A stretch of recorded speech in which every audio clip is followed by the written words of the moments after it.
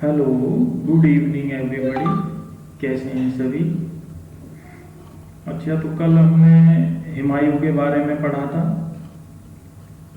इससे पहले बाबर के बारे में, मुगल वंश भी पढ़ चुके हैं हम। आज हमारे बहुत ही महत्वपूर्ण शासक जो कि मुगल शैली से संबंधित है, अकबर के बारे में आज हम पढ़ेंगे और थ्योरी पढ़ेंगे। पहले इनके बारे में पूरी थ्योरी पढ़ेंगे। ये पूरी थ्योरी इसमें लिखी हुई है। इसके बाद जो भी पुराने क्वेश्चन इनसे संबंधित बने हुए हैं उनको हम वन लाइनर में देखेंगे और साथ के साथ याद करने की भी कोशिश करेंगे। तो सभी तैयार हो जाएं और वीडियो अच्छा लगे तो लाइक शेयर जरूर करें, सब्सक्राइब करें चैनल को। बहुत ही अच्छा कंटेंट है, एक बार पूरा वीडियो को जरूर देखें, बहुत ही अच्छा लगेगा आपको। ठीक है जी, शुरू करते हैं। अकबर के जीवन परिचय के बारे में जानते हैं थोड़ा सा। अकबर का जीवन पर इनको महान की उपाधि मिली थी। किसको? अकबर को महान की उपाधि मिली थी। ठीक है, आप इससे पहले हुमायूं को देखे तो उनको कौन सी उपाधि मिली थी? भाग्यवान की। इसी तरीके से इनको महान की उपाधि मिली थी। आगे देते हैं। मुगल शैली का प्रारंभ अकबर काल में हुआ। मुगल शैली का प्रारंभ अकबर काल में हुआ। क्वेश्चन भी बनता है, किस शासक के समय मुगल शैली का प्रारंभ हुआ? तो अकबर के समय। और नींव किसने रखी थी? हुमायूं ने। ठीक है, ये दोनों क्वेश्चन अलग अलग हैं, इनको समझ लेना, बहुत ही इम्पोर्टेंट क्वेश्चन है। मुगल शैली की स्थापना 1558 ईस्वी में हुई थी। मुगल कला का उत्कर्ष अकबर के काल में हुआ था। अगर उत्कर्ष भी पूछता है तो भी अकबर काल में हुआ था। अगर चरमोत्कर्ष या स्वर्ण काल पूछता है तो वो जहांगीर रहेंगे। ठीक है जी। इनका जन्म 1542 ईस्वी में हुआ था। स्थान था अमरकोट के राणा बीरसाल के यहाँ पर। इनका पूरा नाम मोहम्मद जलालुद्दीन अकबर था। इनकी माता का नाम हमीदा बानो बेगम था। इन्होंने एक धर्म चलाया था जिसका नाम था दीने इलाही धर्म। इन्होंने एक नीति चलाई थी जिसका नाम था सुलह कुल। इनकी पत्नी जोधाबाई थी। ये इनका सामान्य सा परिचय हो गया। और आगे देखते हैं। अकबर के दरबार के 9 रत्न कौन कौन से थे? एक बीरबल थे जिनको जिनका उपनाम महेशदास भी था। नंबर 2 अबुल फजल थे। नंबर 3 तोंडरमल। नंबर 4 भगवान दास। नंबर 5 तानसेन। नंबर 6 अब्दुल रहीम खान खाना, बैरंग खां के पुत्र थे ये। नंबर 7 मुल्ला दो प्याजा। नंबर 8 मानसिंह और नंबर 9 हकीम या होके। ठीक है जी। और आगे देखते हैं इनके बारे में। इनकी आत्मकथा के बारे में जानते हैं। जैसे और शासकों के बारे में उनकी आत्मकथा देखी थी हमने, इसी तरीके से इनकी आत्मकथा को भी देखते हैं, किस नाम से थी इनकी आत्मकथा। तो इनकी आत्मकथा जो थी वो आईने अकबरी के नाम से थी, जिसके लेखक जो हैं वो अबुल फजल थे। और किस भाषा में लिखी गई थी? ये फारसी भाषा में। ये क्लियर हो गया जी इनकी आत्मकथा के बारे में। आगे चलते हैं। अकबर कालीन चित्रशालाएं। इन्होंने चित्रशालाओं का भी निर्माण कराया था। कहाँ कहाँ कराया था? आगरा में, फतेहपुर सीकरी में और लाहौर में। ठीक है जी। अकबर कालीन चित्रशाला जो फतेहपुर सीकरी में स्थित थी, उसमें जो चित्रकार कार्यरत थे वो कौन कौन से थे, इसको देख लेते हैं। जिसमें आईने अकबरी के अनुसार 100 से अधिक चित्रकारों का उल्लेख मिलता है। किसके अनुसार? आईने अकबरी के अनुसार। जिसमें कितने हिंदू थे, कितने मुस्लिम थे, वो देखते हैं आईने अकबरी के अनुसार।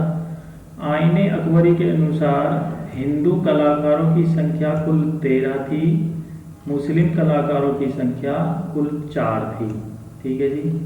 अब जो हिंदू कलाकार थे वो कौन कौन थे, इनके बारे में जान लेते हैं। नंबर 1 जगन्नाथ, नंबर 2 दसवंत, इनके समय के बहुत महत्वपूर्ण चित्रकार हैं। नंबर 3 बसावन, ये भी बहुत महत्वपूर्ण है। केशव, माधव, मुकुंद, तारानाथ, सावलदास, हरवंश, खेमकरण, लाल, महेश और राम, ये इनके 13 हिंदू चित्रकार रहेंगे। मुस्लिम चित्रकारों को देखते हैं जो जिनकी संख्या 4 है। Number 1 Farooq Baig, number 2 Mir Syed Ali, number 3 Abdul Samad Siraji, number 4 मिस्के। ठीक है जी। अब बकायते बावरी के अनुसार अकबर के काल में जो चित्रकार थे, बकायती बावरी के अनुसार वो कितने थे? हिंदू चित्रकार 19 थे, मुस्लिम चित्रकार 3 थे। किसके अनुसार? बकायते बावरी के अनुसार। ऊपर हमने जो देखा है वो आईने अकबरी के अनुसार थे। ठीक है जी। नेक्स्ट चलते हैं। अब इनकी हमने चित्रशाला भी देख ली, कहाँ कहाँ स्थापित है। इनकी आत्मकथा भी देख ली, इनके समय के जो चित्रकार हैं वो भी देख लिए। एक बार और देख लेते हैं इसको। आईने अकबरी के अनुसार अकबर के काल के कुल चित्रकारों की संख्या 13। आईने अकबरी के अनुसार अकबर के काल के मुस्लिम चित्रकारों की संख्या 4। अकबर काल के सर्वश्रेष्ठ हिंदू चित्रकार 13 थे, अकबर काल के श्रेष्ठ मुस्लिम चित्रकार 4 थे। बकायते बावरी के अनुसार अकबर काल के हिंदू चित्रकार 19 थे, बकायते बावरी के अनुसार अकबर के काल के मुस्लिम चित्रकार 3 थे। अब यह थ्योरी हमें पढ़नी बहुत जरूरी होती है। आप कितने भी मल्टी चॉइस क्वेश्चन कर लो, कुछ फायदा नहीं है, सब दिमाग से निकल जाते हैं। जब तक आप थ्योरी ना पढ़ो और उसकी एक माइंड में इमेजिनेशन आपके में तैयार ना हो, तब तक उन्हें क्वेश्चनों को करने से कुछ भी फायदा नहीं है। पहले आप ठीक से थ्योरी को माइंड में सेट करो, उसके बाद इमेजिनेशन करो माइंड में। ये बात की बातें होती हैं क्वेश्चन आंसर करने की। ठीक है, पहले कोर्स को हमें सिलेबस को टॉपिक को बहुत अच्छे से समझना होता है, किस टॉपिक में क्या है, उसकी एक माइंड में इमेजिनेशन सेट करनी होती है, तब हमें आगे का जो भी काम होता है वो आगे करना होता है। तो पहले हमें थ्योरी 1 बाई थ्योरी बहुत अच्छी तरीके से पढ़नी है। ठीक है जी। अब आगे देखते हैं अकबर कालीन अन्य तथ्य। प्रथम मुगल शासक जिसने चित्रशाला स्थापना की। क्वेश्चन भी बनता है कि कौन मुगल शासक था जिन्होंने सर्वप्रथम चित्रशाला की स्थापना की, तो वो अकबर ही रहेंगे। ये बहुत महत्वपूर्ण है, जितने भी ग्रंथ हैं इनके ही शासन में चित्रित हुए महत्वपूर्ण ग्रंथ, तो वो बहुत महत्वपूर्ण चित्रकार मुगल शासक रहेंगे। अकबर का कला प्रेम, इनके पॉइंट्स देखते हैं क्या कैसा कला प्रेम रहा इनका। अकबर ने बचपन में कला शिक्षा प्राप्त की थी। किससे प्राप्त की थी? अब्दुल समद सिराजी से। आईने अकबरी के अनुसार अकबर ने चित्र बनाया था। किसका? हैमू का। वह शासक जिसने अपने दरबार में चित्र प्रदर्शनी का आयोजन किया, अकबर ही रहेंगे इस काम को भी करने वाले। किस हिंदू सम्राट से अकबर की साहित्यिक व कला प्रेम की तुलना की जाती है? चंद्रगुप्त विक्रमादित्य। ठीक है जी। अच्छा, एक चीज और मैं आपको दिखा देना चाहता हूं साथ ही, कि आप देखोगे तो यहाँ पर मैंने एक बहुत ही अच्छी इंडेक्स तैयार करी है, वो मैं आपको दिखाऊंगा। अभी तैयार हो रही है। कलाकारों से संबंधित जो भी महत्वपूर्ण तथ्य हैं वो सब आपको एक साथ तैयार हो जाएंगे। जैसे उनके बाद हैं, उनका जन्म है, किस रूप में प्रसिद्ध हैं, ठीक है जी, उनका कार्य करने का माध्यम क्या है, उनके फेमस चित्र कौन कौन से हैं, ठीक है, उन्होंने कला शिक्षा कहाँ से प्राप्त की, उन्होंने उनके प्रसिद्ध ग्रंथ कौन से हैं, प्रसिद्ध पुस्तकें कौन सी हैं। तो वो सारी चीज़ें एक ही चार्ट में मेंशन किया हुआ है। ये चार्ट अभी तैयार हो रहा है, बहुत ही अच्छा लगेगा आपको और आप खुद ही कहोगे ये सर बहुत अच्छा बनाया है आपने। तो कृपया कर आप एक बार वीडियो को सब्सक्राइब कर दें, चैनल को, वीडियो को लाइक कर दें और कमेंट्स में मुझे बता दिया करें मुझे किस पे वीडियो बनानी है, क्या काम करना है। वो मैं काम कर रहा हूँ धीरे धीरे। तो आपको पूरा सिलेबस यहाँ से आपका तैयार हो जाएगा इस चैनल के माध्यम से, ठीक है जी। तो आगे बढ़ते हैं। अभी हम कला प्रेम देखा हमने अकबर का, अब आगे चलते हैं। अब देखते हैं अकबर के प्रसिद्ध चित्रकारों के बारे में पढ़ते हैं। सबसे पहले हम मीर सैयद अली को पढ़ते हैं, जिनको हम जुदाई के नाम से भी जानते हैं, जुदाई, ठीक है जी। तो ये हमारे पूरे यहाँ से यहाँ तक इनके बारे में जो भी इनके चित्र हैं वो इनको पूरा पढ़ाएंगे हम मीर सैयद अली के बारे में। थोड़ा सा टॉपिक जरूर लंबा होगा लेकिन बहुत ही महत्वपूर्ण आपके शासक रहेंगे, यहाँ से क्वेश्चन जरूर बनते हैं। और आगे हम जैसे इनको समाप्त करेंगे तो क्वेश्चन भी लगे हुए हैं नीचे वन लाइनर में, महत्वपूर्ण क्वेश्चन, उनको भी देखेंगे। और हो सकता है तो उन्हीं क्वेश्चनों में से आपका जरूर क्वेश्चन आपके एग्जाम में जरूर पुट अप होने वाले हैं। तो वीडियो को देखते रहें लास्ट तक। अब इनके मीर सैयद अली के बारे में पॉइंट बाय पॉइंट देखते हैं, इन्होंने क्या क्या कार्य किए हैं कला के क्षेत्र में। यह सफवी शैली, इसी को सफावी शैली के फारसी चित्रकार थे, ठीक है जी। एक पॉइंट ये हो गया। नंबर दूसरा, सन 1950 ईस्वी में हुमायूं के साथ काबुल आए। सन 1955 ईस्वी में हुमायूं के साथ भारत आए। तो ये चित्रकार जो थे मीर सैयद अली और अब्दुल समद सिराजी, ये दोनों ही चित्रकार हुमायूं के समय भारत आए थे काबुल से, ठीक है जी। लेकिन इनको प्रमुखता किसके समय में मिली? अकबर के समय में। तो इसीलिए ये अकबर के शासनकाल के, अकबर के समय के प्रमुख चित्रकार माने जाएंगे, ठीक है जी। मीर सैयद अली ने चित्रकला तथा लिपि लेखन कला, जिसको कैलीग्राफी या सुलेखन कला या खाते तोहरा का उत्कर्ष अभ्यास कर लिया था, ठीक है। किस रूप में प्रसिद्ध हुए थे? कैलीग्राफी, सुलेखन कला या किसी को खाते तोहरा लिपि लेखन की कला को इन्होंने पूरी तरह अपने जान लिया था, ठीक है जी। अगला पॉइंट है, हज़्मनामा के 12 खंडों में प्रथम 4 खंडों का पर्यवेक्षण मीर सैयद अली द्वारा किया गया था। तो हमजानामा कितने खंडों में विभाजित है? 12 में। जिस खंडों में विभाजित है ये, प्रथम 4 जो खंड थे उनका पर्यवेक्षण कार्य मीर सैयद अली के द्वारा किया गया था, ठीक है जी, ये ध्यान रखना है। अगला पॉइंट है, यह कवि भी थे और लोगों में जुदाई नाम से प्रसिद्ध थे, ठीक है जी। इनका दूसरा नाम क्या था जिसको प्रसिद्ध थे? जुदाई नाम से प्रसिद्ध थे। अगला पॉइंट रहेगा इनके बारे में, मीर सैयद अली ग्राम्य चित्रण करने में परंपरागत थे, यानी मीर सैयद अली किस प्रकार के चित्रण के लिए प्रसिद्ध थे? तो ग्राम्य चित्रण के लिए, ठीक है जी। एक पॉइंट ये हो गया इनके बारे में। हज़्मनामा में इसके पर्यवेक्षण में चित्रित आरंभिक 4 खंडों पर ईरानी शैली का प्रभाव है, क्योंकि ये ईरानी शैली से ताल्लुकात रखते थे, इसीलिए जो हज़्मनामा का जो इन्होंने पर्यवेक्षण 4 खंडों का किया है, वो जो 4 खंडों पर जो प्रभाव पड़ा वो ईरानी प्रभाव पड़ा है, ठीक है, क्योंकि 4 खंडों का इन्होंने ही पर्यवेक्षण किया। इसके बाद मीर सैयद अली को हुमायूं द्वारा नादिर उल मुल्क इसी को युगता आश्चर्य की उपाधि प्रदान की गई। जो मीर सैयद अली हैं उनको किसने उपाधि प्रदान करी थी? हुमायूं ने, क्योंकि हुमायूं ही अपने साथ लेकर आए थे इनको।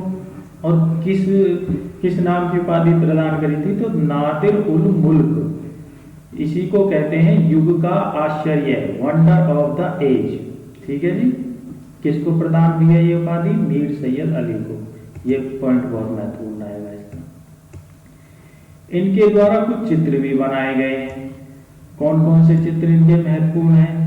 गाय का वध करते जाहक, इसी को कसाई बोलते हैं। नंबर 2, लैला के सम्मुख जंजीरों में बंधा मजनू, मजनू का जन्म, बहराम तथा गडरिया, जमीकृत हस्त औरंग चित्रावली, पिता मंसूर का व्यक्ति चित्र। ठीक है जी। इनके बारे में एक नोट दिया हुआ है बहुत ही महत्वपूर्ण। यह नस्ताक लिखी और नस्ताक की लिपि का एक अच्छा लिपिक था। ठीक है जी। ये महत्वपूर्ण पॉइंट है इनके बारे में। अगले चित्रकार हमारे रहेंगे अब्दुल समद सिराजी। ये भी बहुत महत्वपूर्ण है। यह फारसी शिल्पकार एवं चित्रकार था। इनको हुमायूं ने सीरी कलम या मीठी कलम की उपाधि दी थी। यानी अब्दुल समद सिराजी को किस नाम की उपाधि दी थी? सीरी कलम या मीठी कलम की। सिराजी भी हुमायूं के साथ भारत आए थे, यानी दोनों ही चित्रकार ये आए थे हुमायूं के साथ। तैमूर के उल्लेख के अनुसार हुमायूं तथा अकबर ने इनसे शिक्षा ली थी। 1576 ईस्वी में अब्दुल समद को अकबर ने फतेहपुर सीकरी की टकसाल सिक्के बनाने का स्थान का अधीक्षक तथा 1584 ईस्वी में मुल्तान का दीवाना बना दिया था। मुल्तान का दीवान बना दिया था। किसको? अब्दुल समद सिराजी को। इनका जन्म सिराज में हुआ। इनकी मृत्यु 1585 में हुई। ये सारे पॉइंट बहुत महत्वपूर्ण डाले गए हैं। इनसे बाहर आपके एग्जाम में कुछ नहीं आएगा। आपको कोई किताब इधर उधर पढ़ने की जरूरत नहीं है। बहुत महत्वपूर्ण है और सभी महत्वपूर्ण पॉइंट्स को इनमें इंक्लूड किया गया है। अपने जीवन के अंतिम समय में अकबर द्वारा चलाए गए दीने इलाही धर्म को अपनाया। ये भी पॉइंट इन्हीं के बारे में है। इसने बेजात के चित्रों को संशोधित किया और भित्ति चित्र भी बनाए। किसने किया बेजात के चित्रों को संशोधन? अब्दुल समद सिराजी द्वारा। इसने चावल तथा अनेक सूक्ष्म बीजों पर भी विस्तृत चित्र बनाए। ये भी महत्वपूर्ण पॉइंट है इनके बारे में। अब्दुल समद सिराजी पशु चित्रण में सिद्धहस्त थे। ठीक है जी। ये पशु चित्रण में सिद्धहस्त थे और वो ग्राम्य चित्रण में कौन थे? मीर सैयद अली। ठीक है जी। आगे मीर सैयद अली और अब्दुल समद सिराजी को मुगल शैली का जन्मदाता माना जाता है।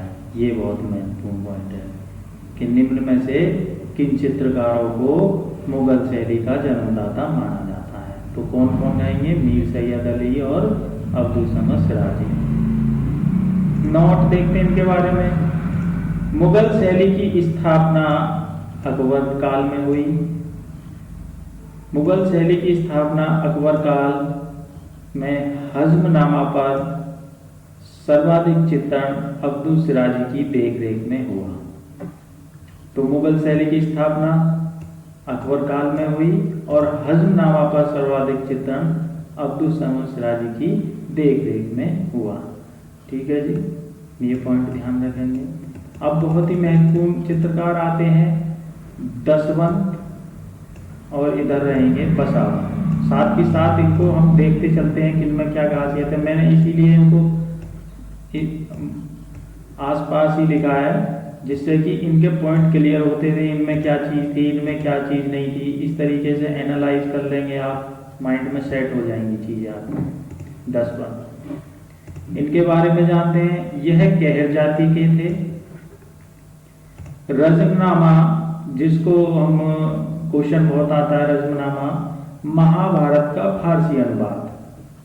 महाभारत का जो फारसी अनुवाद था वो क्या था? रजमनामा।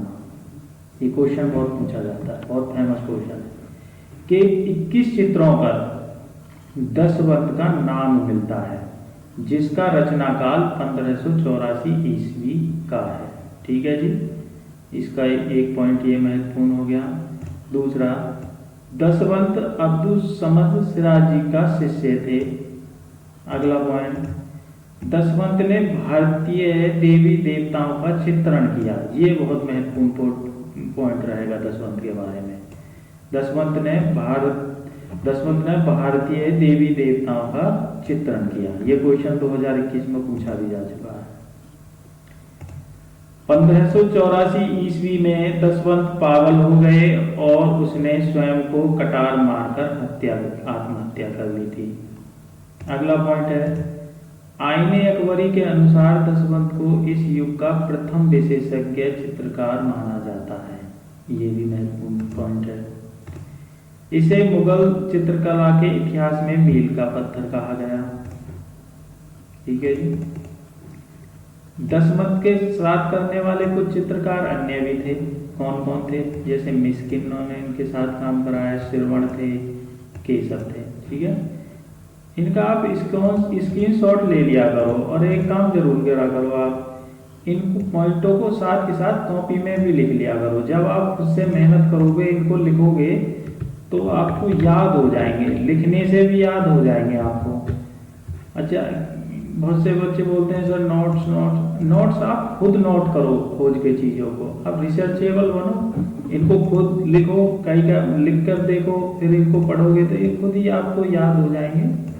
किसी के नोट्स इधर उधर से पढ़ने से बेहतर है कि आप खुद अपने नोट्स बनाएं, तैयार करें, उनको अच्छा समझ में आएगा, आपका रिवीजन भी साथ के साथ होता रहेगा।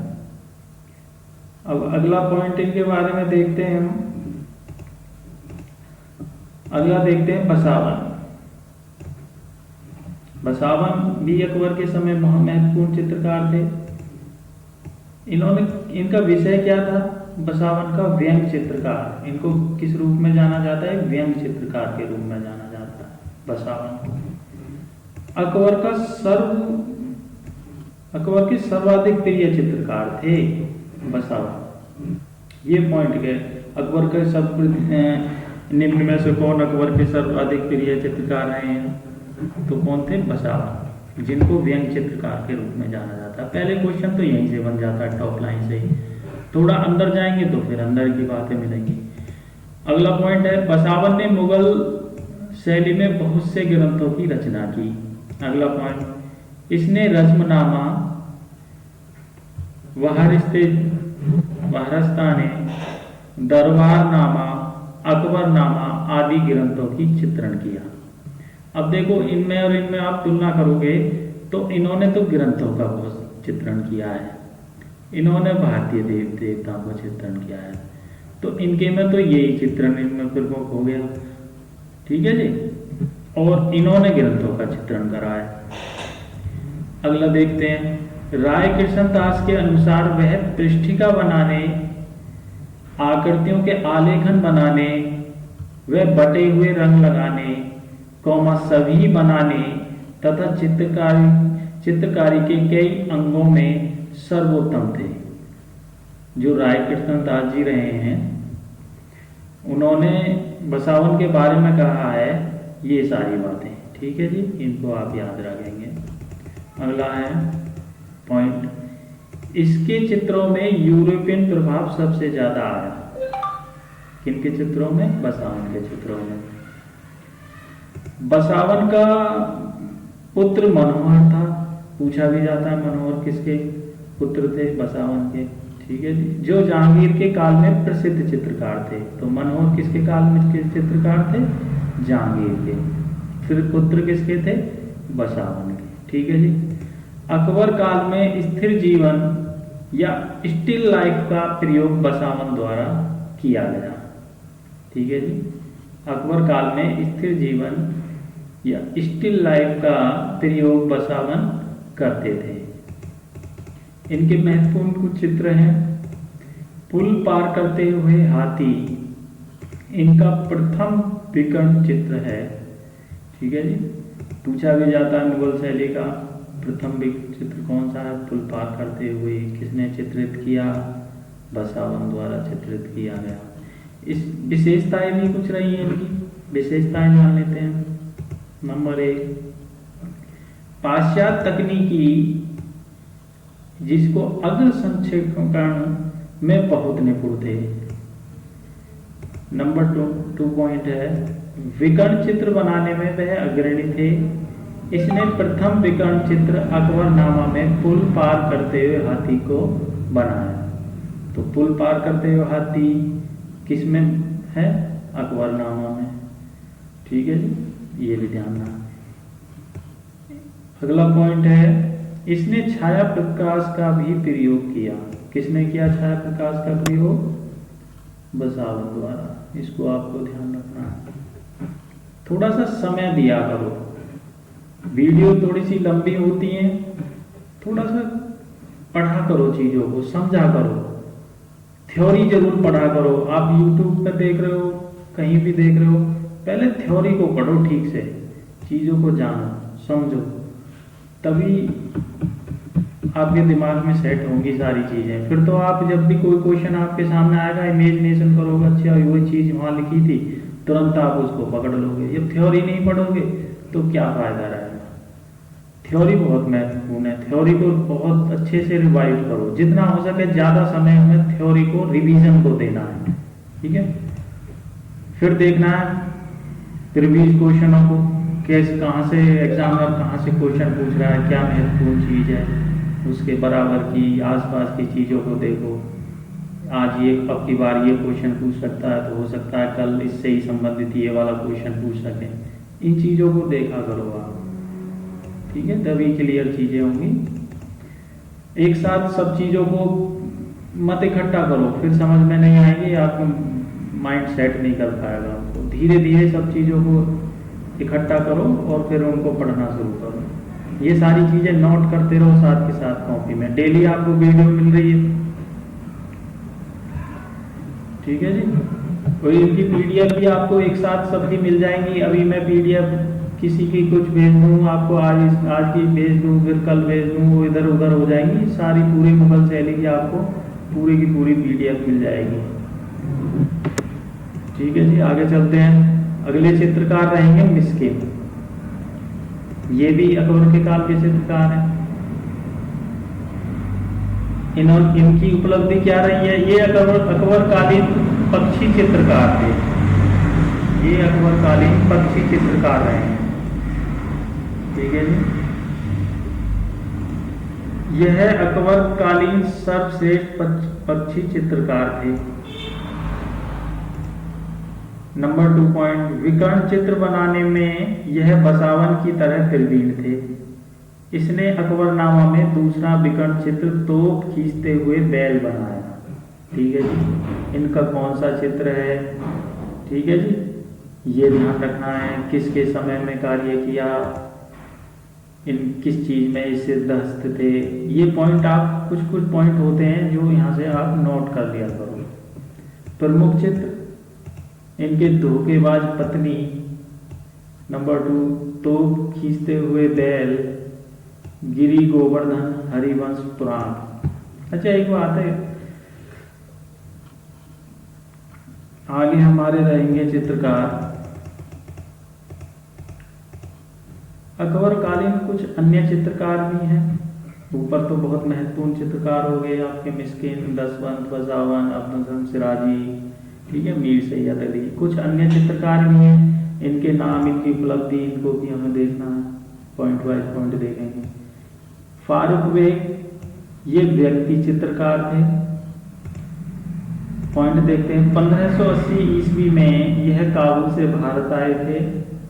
इसके चित्रों में मध्य एशियाई प्रभाव था, किंतु धीरे धीरे व्यक्ति चित्रकार के रूप में उसने अपनी निजी शैली विकसित कर ली थी। अगला पॉइंट, इसने जहांगीर तथा अकबर दोनों के समय कार्य किया, परंतु इसे प्रसिद्धि जहांगीर के समय में ही प्राप्त हुई। यानी इन्होंने अकबर के समय भी काम किया, जहांगीर के समय भी काम किया, परंतु प्रसिद्धि जो है वो जहांगीर के समय में रही। तो ये जहांगीर के समय के प्रमुख चित्रकार माने जाएंगे।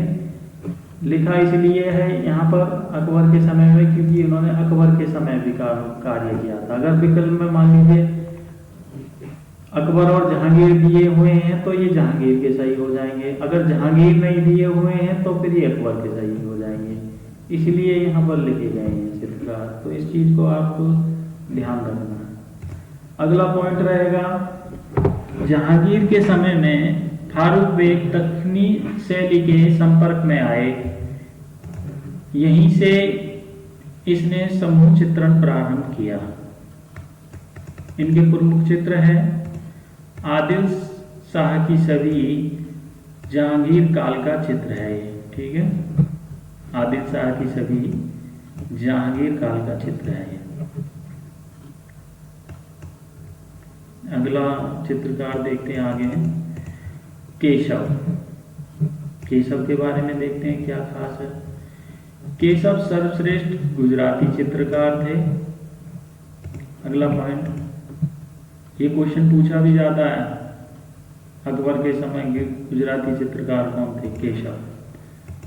अकबर के दरबार में 6 गुजराती चित्रकार थे, ये भी बहुत ध्यान रखना। अकबर के काल में कुल कितने गुजराती चित्रकार थे, ठीक है, तो 6 संख्या रहेगी इनकी।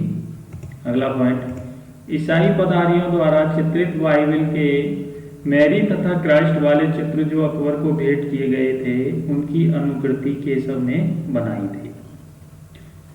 ये भी पॉइंट नोट कर लेना। अगला पॉइंट है, केशव ने अपना आत्मचित्र भी बनाया था, ठीक है। वह चित्रकार जिसने अपना आत्मचित्र बनाया था केशव रहेंगे। अगले चित्रकार हमारे रहेंगे हाजी हबीबुल्लाह, ठीक है जी। अकबर ने इसे गोवा भेजा था, जो वहाँ की यूरोपियन कला की जानकारी लाए थे, ठीक है जी। अगले चित्रकार रहेंगे नाना। फारसी चित्रों का सबसे अच्छा अनुकर्ता कौन था? तो वो नाना थे। ये प्रमुख चित्रकार हो गए अकबर के समय में। अब देखेंगे एक साथ इनके पॉइंटों को देख लेते हैं कुछ। अकबर कालीन प्रमुख चित्रकार एवं उनके विषय से क्वेश्चन पूछ लिया जाता है, यहाँ से ही आपके क्वेश्चन तैयार हो जाएंगे। देखो, चित्रकार हैं, उनके विषय हैं। मीर सैयद अली ग्राम्य चित्रण के लिए जाने जाते हैं। अब्दुल समद सिराजी पशु चित्रण में सिद्धहस्त थे। दशवंत भारतीय देवी देवताओं के चित्र बनाए इन्होंने। बसावन ने व्यंग चित्रकारी के लिए प्रसिद्ध थे। फारूक बेग व्यक्ति चित्रकारी यानी पोर्ट्रेट के लिए। केशव आत्मचित्र के लिए, ठीक है, सेल्फ पोर्ट्रेट के लिए।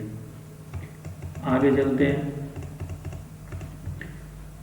अकबर कालीन चित्रित ग्रंथ। अकबर के काल में किन किन चित्रों का ग्रंथ हुआ है? चित्रित कौन कौन से ग्रंथ चित्रित हुए हैं अकबर काल में?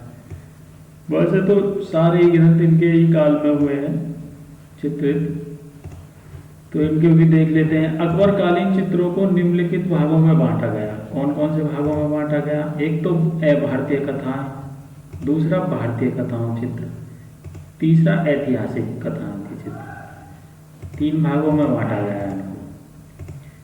एक एक करके देख लेते हैं।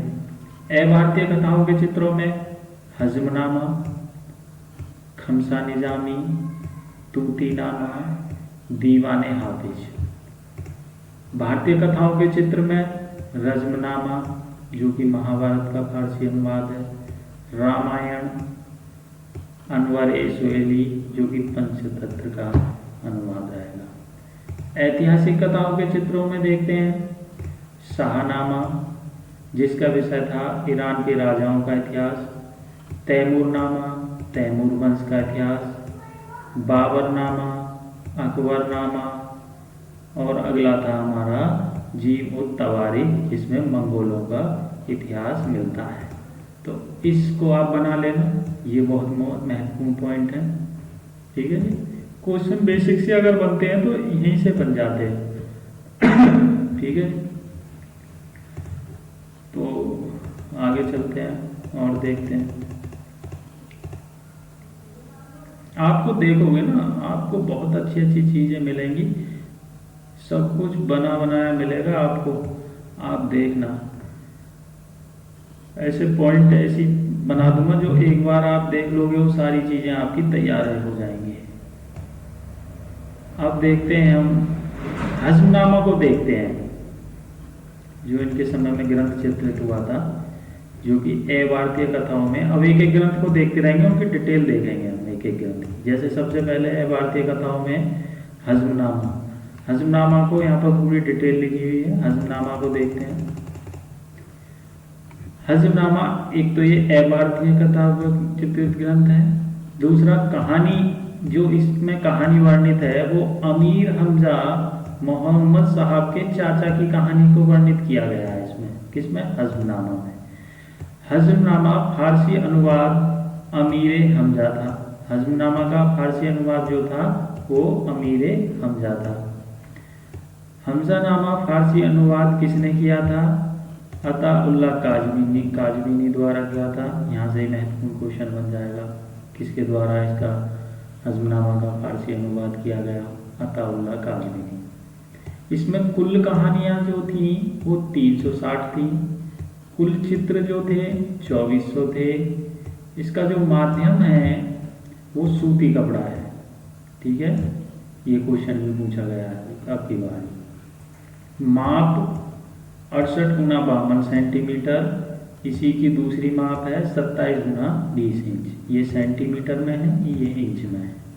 दोनों ही माप महत्वपूर्ण है, इनको याद रखना। 68 गुना 52 सेंटीमीटर, 27 गुना 20 इंच। अगला चलते हैं। इसमें कुल 12 खंड थे, जैसे कि ऊपर बता दिया मैंने आपको। अगर इसका डिस्ट्रीब्यूशन देखोगे तो कुछ इस तरीके से रहेगा। जो 4 खंड अलग हिस्से में हो जाएंगे, 8 खंड अलग हिस्से में हो जाएंगे। इसको देखोगे तो 4 खंड हुमायूं काल में चित्रित हुए। प्रारंभिक 4 खंड किसके काल में चित्रित हुए? हुमायूं के काल में। किसकी देखरेख में हुए? मीर सैयद अली की में। जब मीर सैयद अली को हम पढ़ रहे थे तो उसके बारे में जब हमने पढ़ा था तो वहां पर ये पॉइंट हमने देखा था। इसमें कुल चित्र, जब 4 खंडों में कुल चित्र कितने थे? 1000। टोटल इसमें चित्र ऊपर देख चुके हो 2400 थे।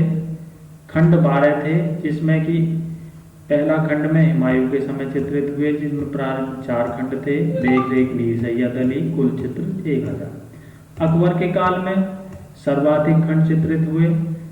अंतिम खंड जो 8 खंड थे, इनका चित्रण जो अकबर के काल में हुआ। किसकी देखरेख में हुआ? अब्दुल समद सिराजी की देखरेख में। कुल चित्र 1400 थे। ठीक है जी, ध्यान रखना है, बहुत महत्वपूर्ण पॉइंट है। वर्तमान में प्राप्त चित्र जो हुए हैं उनकी संख्या 150 है। अब उनके अलग अलग संग्रहालय भी हैं। किस संग्रहालय में कितने चित्र प्राप्त हुए? जैसे वियन 61, साउथ के सिंगान में 25, अमेरिका के विभिन्न संग्रहालयों में 15। भारत में उपलब्ध चित्रों की संख्या 6 है, जो कि अलग अलग संग्रहालयों में है। वाराणसी में 2, मुंबई में 2, हैदराबाद में 1, बड़ौदा में 1। तो आपको इसमें महत्वपूर्ण चीज ये ध्यान रखनी है कि वर्तमान में जो चित्रों की संख्या प्राप्त हुई है वो 150 हुई है, और भारत में उपलब्ध चित्र कितने? 6 हैं। बाकी ये पढ़ लिया हमने नॉलेज के लिए। इतनी गहराई से क्वेश्चन नहीं जाता है, यहाँ से पूछ लेगा या यहाँ से पूछ लेगा आपसे। ठीक है, आगे चलते हैं। हजनामा के कुछ चित्र थे जो फिर से चित्र हैं इसमें। जैसे नंबर 1, मिहिर युक्त बाण छोड़ते हुए। नंबर 2, गांव के कुएं पर स्त्रियां। नंबर 3, गांव का कुआं। नंबर 4, हीरा काटने की मशीन। आगे देखते हैं हजमनामा के चित्रों की क्या विशेषता रही है। ईरानी प्रभाव, चेहरे एक चश्म, घटना चित्र रहे हैं ये। संयोजन पर अजंता की झलक, चमकदार रंग, ये इनके चित्रों की मुख्य विशेषताएं हैं, इनको नोट कर लेना। हजरनामा के महत्वपूर्ण तथ्य कौन कौन से हैं? अकबर के काल में चित्रित प्रथम पांडुलिपि, ये पॉइंट है, बहुत खास पॉइंट है। अकबर के काल में प्रथम चित्रित पांडुलिपि कौन सी थी? हजमनामा। नंबर 2, अताउल्ला काज़मीनी के अनुसार हजमनामा हुमायूं के मस्तिष्क की उपज थी। नंबर 3, राय कृष्ण दास के अनुसार यह पूर्णतः अकबर के काल में चित्रित हुई। तो ये दो इनके बारे में, हजमनामा के बारे में दो जो हमारे इन्होंने दो कथन भी कहे, इनको भी ध्यान रखना। अगला देखते हैं महत्वपूर्ण कौन सा ग्रंथ रहेगा हमारा? तूतीनामा। तूतीनामा को देखते हैं, ये क्या है? तूतीनामा भारतीय कथाओं पर आधारित है। इसका पॉइंट देखते हैं। इसके ग्रंथ का जो विषय है वो तोते का प्रेमभाव है। कुल चित्र 103 हैं। संग्रहालय इसका जो है चेस्टरवेटी संग्रहालय डबलिन रहेगा। तूतीनामा ऐसी प्रथम पांडुलिपि थी जिसमें किरिशकेरी या इसी को चेरिशकेरी या इसी को गहरी छायांकन विधि का प्रयोग हुआ है। ये भी महत्वपूर्ण रहेगा। और इसके जो चित्रों की संख्या तो आपके पूछी गई थी टीजीटी में 103। विषय याद रखना है, संग्रहालय याद रखना है। और गहरी छायांकन पद्धति का प्रयोग सर्वप्रथम किस ग्रंथ में हुआ? तूतीनामा में। ये पॉइंट इसके महत्व। और किसके समय में चित्रित हुआ? अकबर के समय में। ठीक है जी। अगले देखते हैं अगला ग्रंथ दीवाने हाफिज। ये किस पर आधारित है? भारतीय कथाओं पर। इस ग्रंथ का क्या विषय रहा है? शेर सारियों एवं समस्याओं का निदान। हर ग्रंथ का कुछ ना कुछ विषय जरूर रहा है, इसी तरीके से इसका भी विषय है। इसके अगला पॉइंट है मुगल काल की प्रथम हस्ताक्षरित पांडुलिपि। यह मुगल काल की प्रथम हस्ताक्षरित पांडुलिपि थी जिस पर हस्ताक्षर किए गए थे। ये पॉइंट भी ध्यान रखना। अगला हाशिया बॉर्डर, हाशिया जिनको बॉर्डर कहते हैं, का चित्रण सर्वप्रथम इसी ग्रंथ में किया गया। संग्रहालय, इनका संग्रहालय भी है रजापोती खाना रामपुर जो कि उत्तर प्रदेश में है। ये साथ के साथ यही याद कर लिया करो कौन सा, जब पढ़ते हो तो कौन सा जो संग्रहालय कहाँ स्थित है, ये साथ के साथ लिख लिया करो। उनके साथ बराबर नहीं लिखा होता। कुछ चीज़ों को साथ के साथ कर याद करते रहो जो आगे चल के आपको प्रॉब्लम ना हो। अगला ग्रंथ होगा हमारा खमसा निजामी। ये भी भारतीय कथाओं पर आधारित है। इसका जो विषय है लैला मजनू की प्रेम कथा। इसका संग्रहालय फियर आर्ट गैलरी वाशिंगटन। शिकार, इसके बारे में क्या है देखते हैं। शिकार दृश्य से युक्त हाशियों का सर्वप्रथम प्रयोग। ठीक है जी। ये पॉइंट रहेगा कि शिकार दृश्यों से युक्त हाशियों का सर्वप्रथम प्रयोग किस ग्रंथ में हुआ? खमसा निजामी में। इसका विषय क्या है? इसका संग्रहालय क्या है? ठीक है जी। इसका एक प्रमुख चित्र भी है। राजकुमारी दर्पण में मुख देखकर चित्र बनाती हुई। ये किसका चित्र है? खमसा निजामी का। अगला ग्रंथ देखते हैं इनके बारे में। अब कुछ भारतीय कथाओं पर आधारित इनके कुछ ग्रंथ रहे हैं, उनके कुछ चित्र रहे हैं और उनमें क्या क्या खास है बहुत अच्छी तरीके से डिटेल से याद करते हुए समझते हुए चीज़ों को चलेंगे। ये आगे जो इनका मैटर रहेगा थोड़ा सा लंबा रहता है इनका, तो वो अगली वीडियो में देखेंगे। तो ये वीडियो आपको कैसी लगी प्लीज़ कमेंट्स के माध्यम से बताएं और इसमें क्या चेंजेस मैं कर सकता हूँ ये भी मुझे बताएं। और कि लाइक जरूर कर दिया करें वीडियो को। देखो इतनी मेहनत करके वीडियो बनाई जाती है, आप भी जानते हो, पूरा कंटेंट टाइप करा जाता है, मैटर इधर उधर से इकट्ठा करा जाता है, फिर आपको समझाया जाता है। तो वीडियो को लाइक भी कर दिया करो और हो सके तो जो आपके पास तैयार कर रहे हो उसको उनको शेयर कर दो, सब्सक्राइब कराओ चैनल को। ठीक है जी। तो आपको टेंशन लेने की बिल्कुल भी ज़रूरत नहीं है, बिल्कुल फ्री माइंड होकर पढ़ो, कोई प्रॉब्लम नहीं है। आपको वीडियो देखने के लिए बहुत बहुत धन्यवाद, आपका आभार। ठीक है जी, नमस्कार।